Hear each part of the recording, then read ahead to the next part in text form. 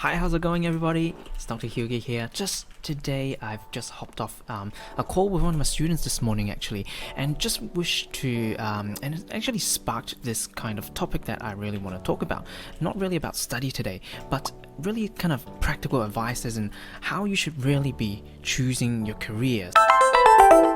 So kind of my 5 cents or 2 cents about this. So as you know, I am a pharmacist and a doctor, so I've been through a lot of these kind of career choices as well, and now establishing these online programs as well, kind of having that different hats of now being like an entrepreneur as well. So kind of putting in my 5 cents as in what you should be considering, and also practical advice when you're actually contemplating about having a career.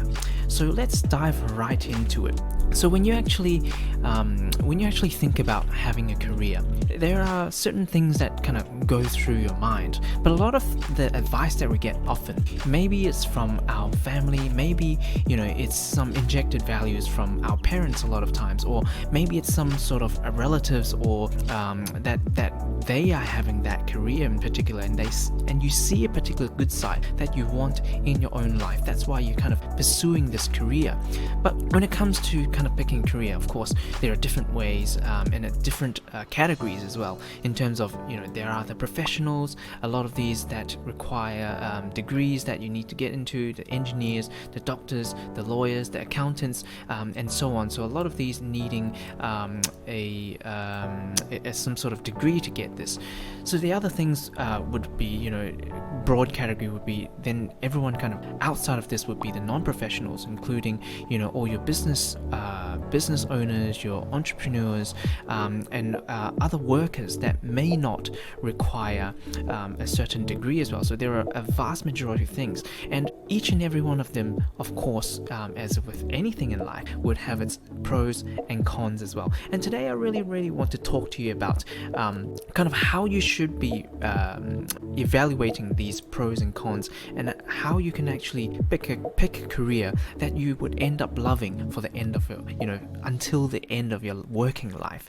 So let's dive right into this. So first of all, I think the most practical thing that I can tell you is find out what they actually do. This is probably one of the most practical advice that I can give you, is find out what they actually do. Not what you really think what they're doing, but what they actually do. Because a lot of things with our information, we get it from our parents, from our relatives, from what we see on external. For example, from what I have experienced when I wanted to become a doctor, it's only when I say visit a GP, or if I go and actually listen to say what my mum thought about this profession, it might not be an accurate presentation of what your life would actually be entailing in the future. So one of the main things that you really want to do is to find out what their life actually entails, in terms of what are their routines like. What do they actually do in terms of their roles? Sometimes you might not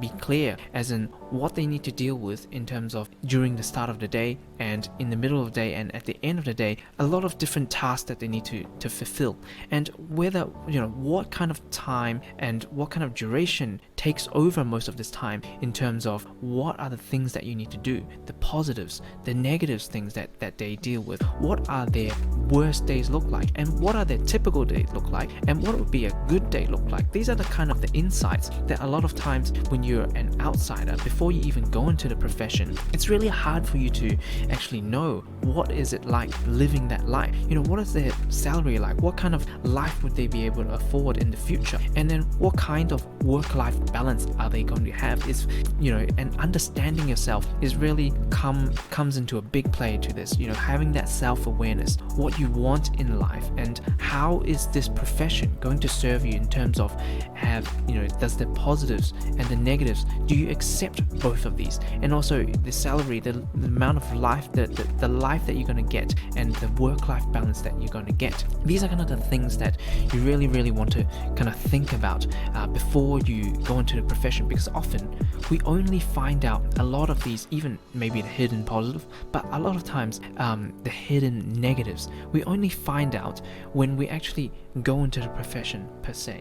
And I see this amongst a lot of my pharmacy colleagues, and also even my doctor colleagues as well, that they find out out a lot of negatives. They find out that a little bit too late, because when they have actually sunk in so much time inside this profession and actually studying towards this profession, and they find out all these negatives, then they end up not liking what they wanted in the first place, which is, maybe they perceive that now the positives are not big enough to overcome the negative things that they have to deal with every single day. And that is how people can go into a negative loop and often become, quite depressed or even burnt out at times because of these unforeseen negatives. So this is kind of the perspective that I really want to bring to you today with this particular mini lesson or mini tutorial, as you would say.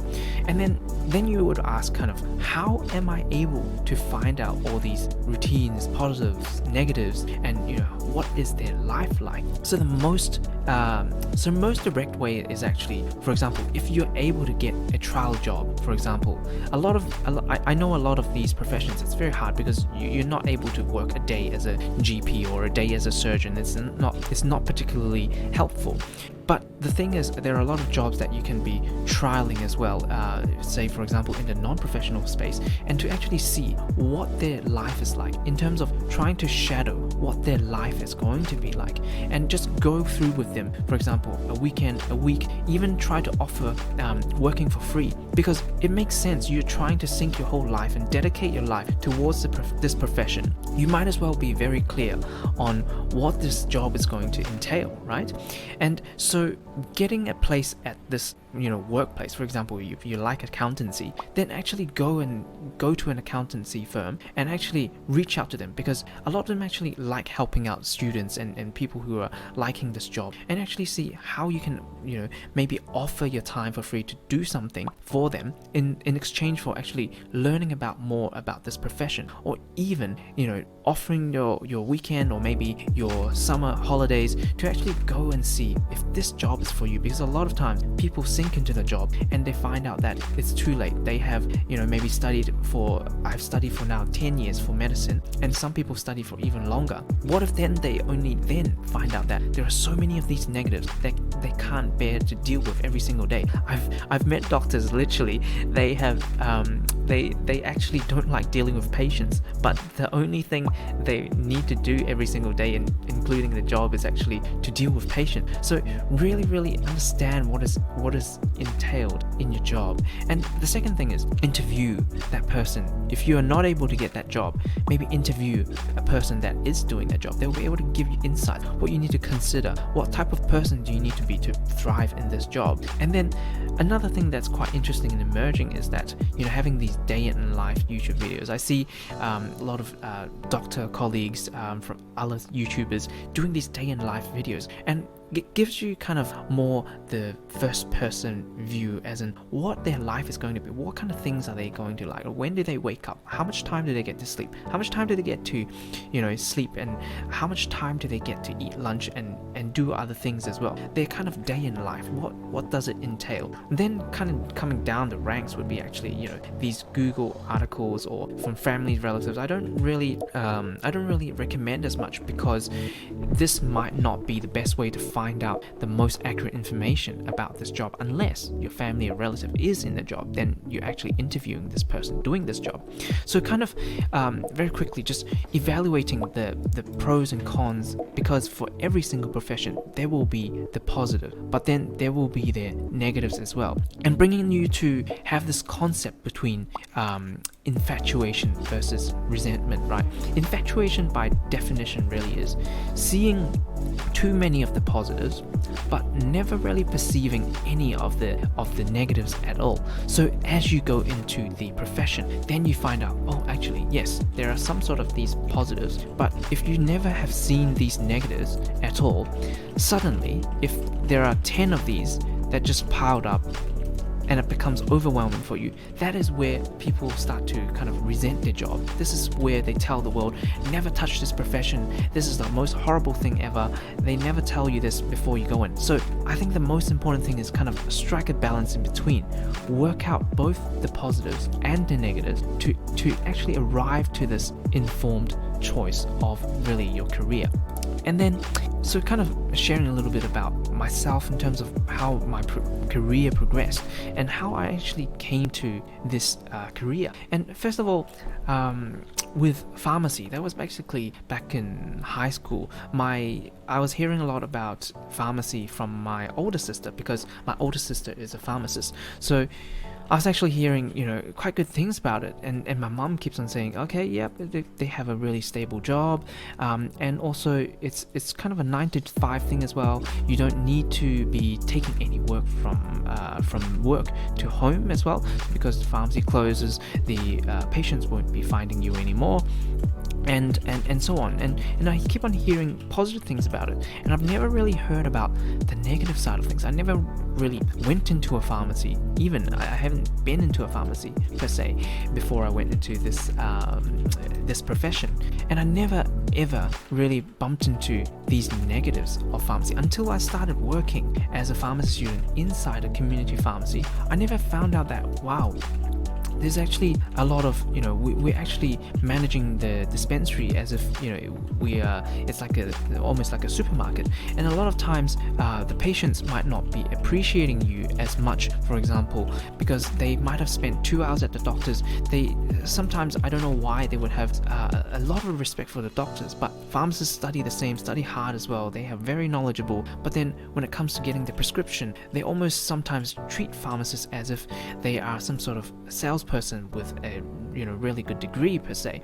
And this sort of, not just your efforts at work are not as appreciated as what you would think. You put in 100% of your heart, but then the patient would just be like, okay, when my script ready? These are the kind of things that you don't really see. And then when all of these kind of stack up, often a lot of my colleagues start to see these stack up and start to resent even the profession itself. But if we were able to go into this profession fully knowing that, okay, in order to get these positive things, I will need to deal with these negative things as well. If you're fully informed by the time you go in, then you would have a full picture on what this profession is going to be like, and actually have a fully informed kind of career choice for your life. And same for doctor as well.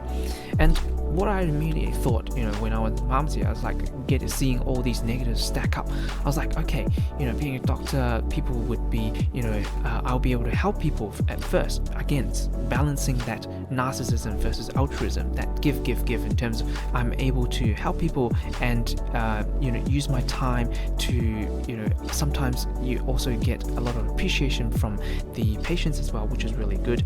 And also in the hospital environment, you also continue learning as well.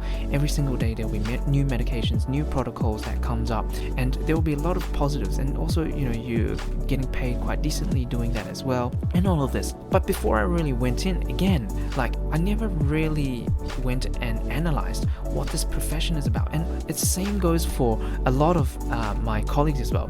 They never really analyzed what were the downsides as well. A lot of the trap is actually seeing a lot of the positive. That's why they wanted to go in the first place, but not being able to see the negatives. For example, what were their work hours like? Are you okay working 15-hour days where you only sleep a few hours at night and then you're back at the hospital again? And then the very hierarchical nature of the hospital as well. There's the consultants, there's the registrars, and then when you come out as a junior doctor, you're really in a position where you're actually dealing with a lot of paperwork per se. You need to work through that stage, and a lot of people never ever went and did their research as in asking what their journey is like, whether they can actually embrace this journey to become a fully fledged doctor. And then what kind of pressures they have to deal with at work, and what kind of patients they have to deal with in occasions, and the life and death situations. Are they able to handle this kind of pressure? So a lot of times, and even hospital politics as well, a lot of these unforeseen negatives then again start to build up, and it comes to a stage where they start to again resent the profession, rather than when they come in they were infatuated, right? They were not able to see all these negatives, but they were seeing all the positives. So when all these negatives come and hit them all at once, then they go to the sudden realization, right? And then kind of talking about a little experience about kind of entrepreneurship as well, is kind of this side online programs that I've been building as well, a lot of people may be infatuating on in the fact that entrepreneurship is great, it's the best thing ever. You will make heaps of money from it. You get to be your own boss. You get to work your own hours. You get to have a lot of say in your direction. You get to have a vision. You get to build a lot of things, from scratch. And then they go in again with this infatuated mind. Then the negatives comes when they actually go and do this themselves. Having to deal with a lot of stress. Now the coronavirus is hitting, and when the business goes downturn, they're not able to cope with where their business is going to head, and all the negatives in terms of the expenses, how they're going to afford the wages, and what if this business doesn't work out? What if their family is depending on them and they're not able to bring in income? So again, all of these comes from a balanced perspective. That is probably one of the most important thing, is to find that balanced perspective, is to develop that ability to perceive and to research all the positives as well as the negatives before you go into that profession. So you're kind of well prepared, and you haven't kind of wasted your time studying a long time for a profession, for example, or actually risked everything and dived into a business, for example, kind of researching and making sure that, yes, this is really what I wanted. I know the positive, I know the negatives, and this is what I want.